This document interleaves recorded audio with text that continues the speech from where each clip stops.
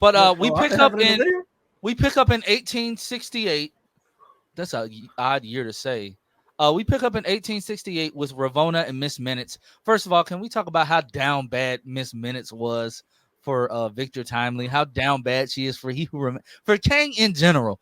That CGI clock likes her dark meat. That's all I'm gonna say. Like she wants Cuz so bad. But That was the wildest thing I've heard you say. Kang wants Ravona, but Ravona is too dumb to realize like he's literally like your friend. So then you said, yeah, this is gonna be a nice partnership. So then you get put on a boat by yourself. You could say that she was down majorly bad. Jonathan Major. You are so Okay. corny.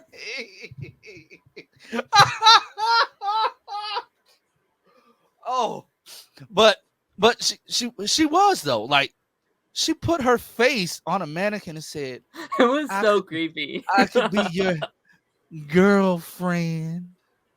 And Victor Timely's just like Victor's just like,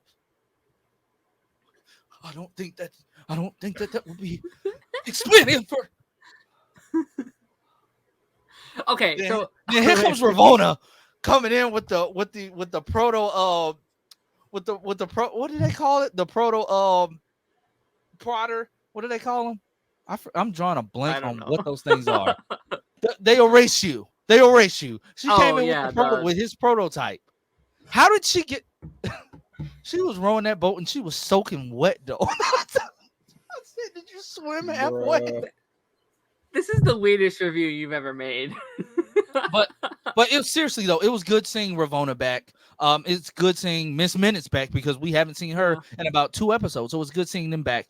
But they drop off the book, the TVA manual. They drop it off to a young Kang, basically setting in motion the time loop, if you will.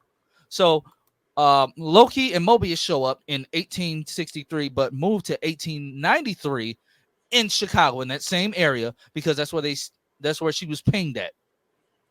They overhear a newspaper boy talking about a ghost clock and see an article with Miss Minutes on it. From there, they stop for Cracker Jacks. They crack a few jokes with each other. I will say I love the chemistry between Tom Hiddleston and Owen. Like those two together are like perfect. I can't wait to see if Owen really is in there. Like if Mobius is in Deadpool 3, I would love to see how he reacts with what's the man's name? Ryan Reynolds with Deadpool. I would love to see the way he reacts with them. I thought that was really, really, really, really good.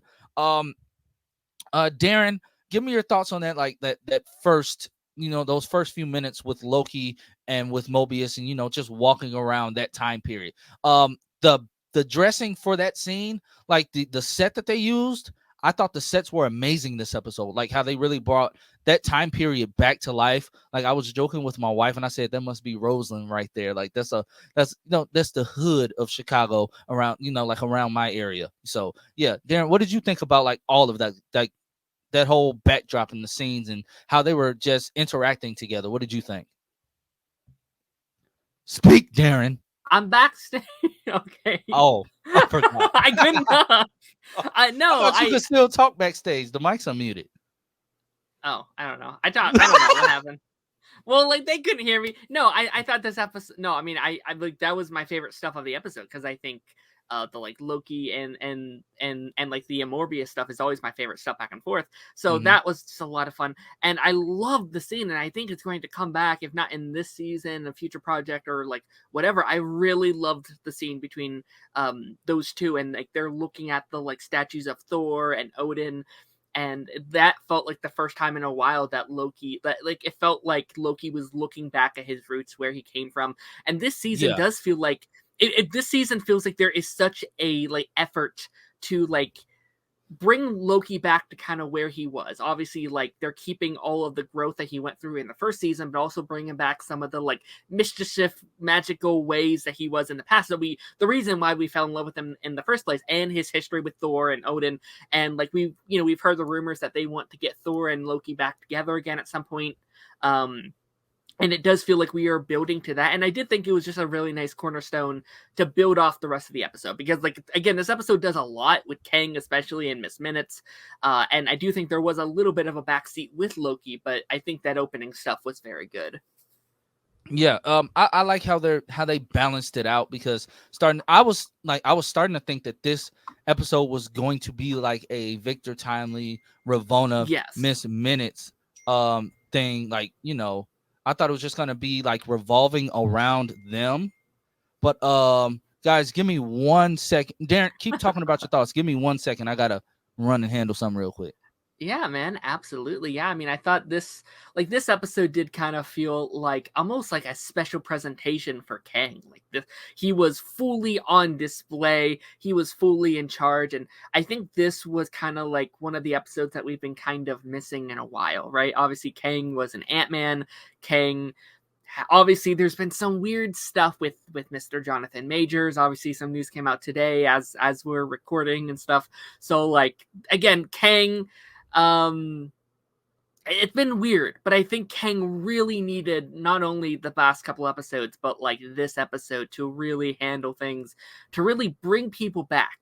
And, you know, Kang is supposed to be like the future threat of the MCU. We're obviously leading, everything we're doing right now is leading to Kang and Secret Wars and you know, all this kind of stuff, the Kang dynasty. And again, after Ant-Man, I wasn't sure if I was ready for that. I wasn't sure if we were ready for Kang to be the head honcho, but I think this episode proved that he can be that guy, that Jonathan Majors, if he stays or if he doesn't, Kang is a threat, and he can lead everything. So yeah, I'm very, very curious to kind of see where we go next. I don't know where everyone else went. I also think it proved that, like, Jonathan, again, if he does stick around and if he is like a threat kind of going forward, or if he is like still in the show, that like he has the acting chops to stick this thing out and be like, he is like, I think this was him at his best. Like I thought that Jonathan absolutely killed it. Lance, you're back. What did you think of Jonathan Majors' performance in this episode? Because I thought he was absolutely incredible. I loved it. I loved every single minute, because I was sitting there thinking, I'm like, he's really he's making every single variant of Kang. He's making it his own. I love that. He's making every single variant like its own iteration of the character, which is how it should be. You're a multiversal variant, a timeline variant. You should not act like yourself. You know, you shouldn't act like the first version we've seen. So we've seen him be Kang. We've seen the one, He Who Remains, you know, eccentric, you know, just the regular Kang is like a habitual liar. So like it's great. And then all the other ones that we saw at the end of Ant-Man and the Wasp, we get Victor Timely. He's eccentric, kind of nervous. He talks in a weird cadence. Like, it took me a while to get used to the way that he was talking that entire time. Like, it was really, really cool to see. But yeah, Victor Timely, I was sitting there the entire time like, I need more of this. You guys told me that he's going to be showing up more, and I'm glad to see that he went back to the TVA with Loki and all of them. And speaking of which, did you speak about how Sylvie was just like out for blood? I did not. But Sylvie had the best character progression this episode. The best character. She had Kang. She had Victor Timely dead to rights twice. The first time got away. The second time she let him go. She let him go because she realized at the end of the day, this is the right thing to do. He created the loom. Let's jump to that right quick. Seeing the prototype loom that he created, that was so dope.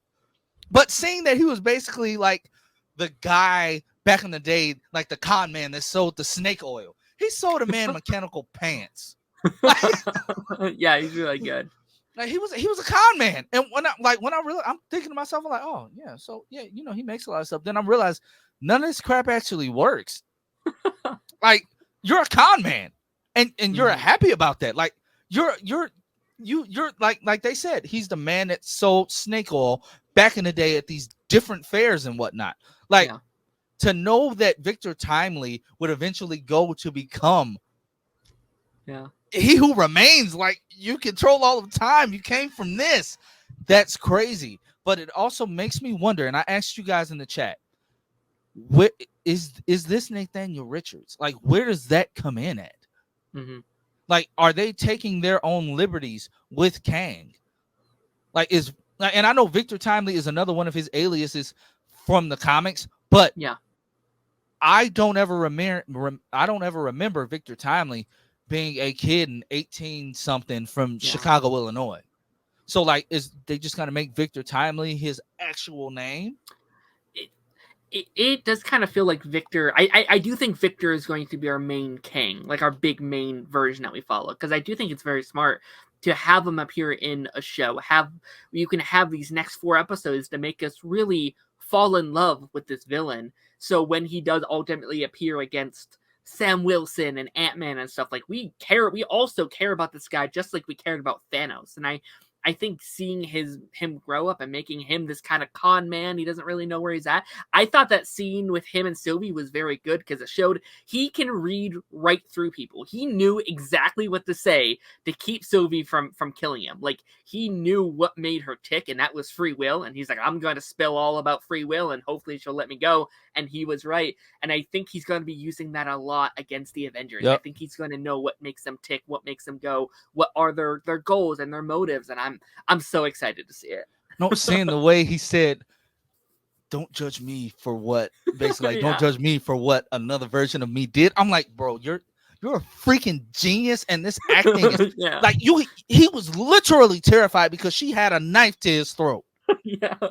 Like, he's like, "Don't judge me for what I did." I'm like, bro, you are dead to rights right now. She has every right to slit your throat, but she took the high road. Now, seeing that she kicked Ravonna to the end of time. Yeah. Kicked Ravonna to the end of time. And we see Miss Minutes come back. First of all, Ravonna, why are you still talking to Miss Minutes after she convinced Victor to leave you in a boat? Yeah. Because you wouldn't give him no play. And she thought she was going to get some